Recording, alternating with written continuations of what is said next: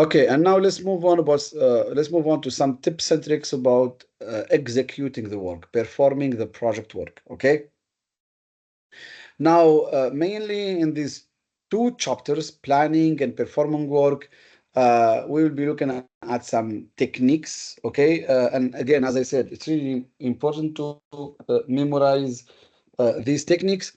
Now, gold plating means adding some unneeded quality, which the customer didn't ask for, and therefore they will not pay for.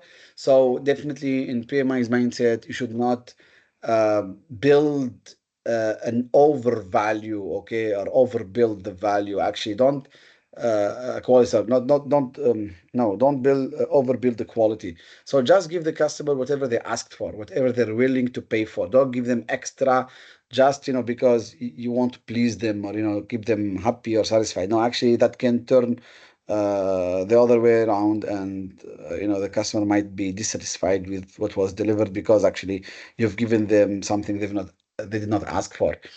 Customer obsession, that means responding to all the customer requests and not saying no, okay, in order to keep them happy. That can exhaust the team, and you need to pay attention to that. Multitasking, that's when starting many tasks without finishing them according to the plan, and this can impact the project schedule.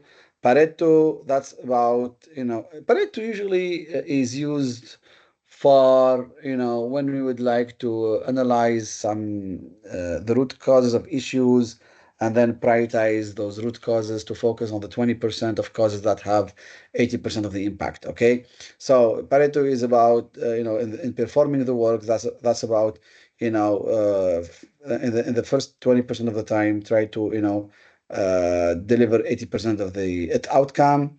Parkinson's law, that's dividing the effort according to the allotted time. Okay, so more time, less effort, less time, more effort to spend. Student syndrome, that's delaying the start of the task. Okay, like procrastination. A drop button, that's when where a team member is late, and this impact the project timeline, because actually the other team members are dependent on them. Okay.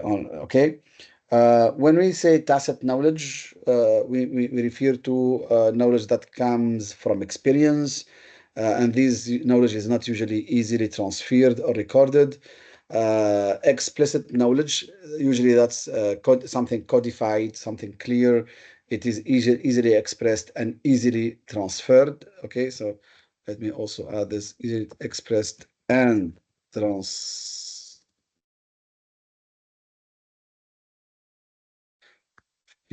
Okay, all right. Okay. Um, in case of any resource conflict in the project, and that's now important, because actually in the PMP exam you will have a few questions about, there is a conflict a resource conflict, not conflict between resources, resource conflict, which means, for example, we don't have the required resources on the project, or actually some resources were pulled out of the project. Okay. So in case of a resource conflict on projects in a functional or a weak matrix organization, so you need to discuss it first with the functional manager, okay? Because the functional managers in a functional or a weak matrix organization, actually they can pull out their resources from your project at any moment. Definitely you need to coordinate with them, try to reach an agreement with them, explain to them the importance of having these resources on the project, the impact of withdrawing them, etc. Okay. Now, during performing the project work, you as a project manager, you need to make sure that whatever is being built, it is actually compliant, okay, with any regulations or any laws, etc. Okay, so compliance requirements is always prioritized. Remember this. That's very important. It's really extremely important to be compliant. Okay. Kanban, this is an information sharing radiator. It can be, usually it is exposed in a central visible place for easy access. So besides being an agile approach, as we mentioned earlier, Kanban is also an information is a tool for sharing information. Okay, that depicts transparency. Okay. Now, while performing the project work, you as a project manager, you will be having a lot of meetings. And now, in the PMP exam, I can tell you almost 20-30% of the questions in the PMP exam, more or less, they're about meetings. They're about things happening in meetings, or actually they're about situations that can be solved through meetings. Okay. Now, meetings can be used to to share information, to clarify disagreements among stakeholders, team members, to find out the root cause of an issue with the team members, to resolve conflicts, to share updates. Yeah, we mentioned that sharing information, updates. Let me add it here also. Updates. Actually, that's sharing information, updates with stakeholders, team members, etc. Okay, so but definitely in PMI's mindset, meetings are very important, and they are part of what you do as a project manager. Okay, now the word status meeting, I wouldn't really agree much. I've written this a long time ago. Status meeting in Waterfall only, but actually, yeah, now it can be even used in Agile. Status meeting can be both, actually, can be both, can be both in Waterfall and Agile. Okay, and Agile. Okay, not just in Waterfall only. The term status meeting. Okay, kickoff and steering committee meetings, they also can be in Waterfall and Agile. Lessons learned meeting or lessons learned generally. What are they for?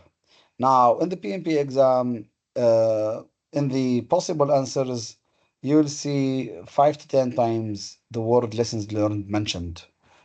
What are lessons learned for? They are for recording how the team has resolved certain issues, and the way these issues were resolved, the way those issues were resolved should be documented in the lessons learned register, because they can be a source of input or of information for the future projects. Okay. And once we document lessons learned in the current project, that means for the next projects, um, they can be a source for identifying risks. Okay, to for example, to identify risks.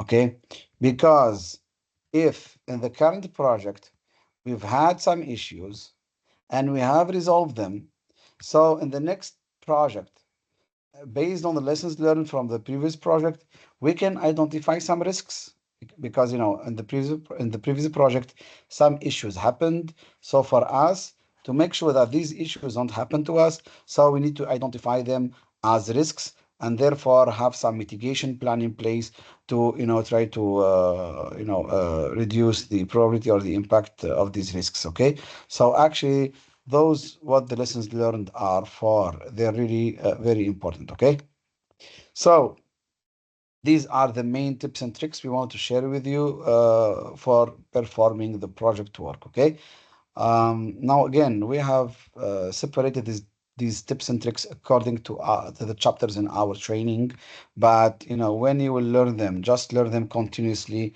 without separating them based on chapter. Okay.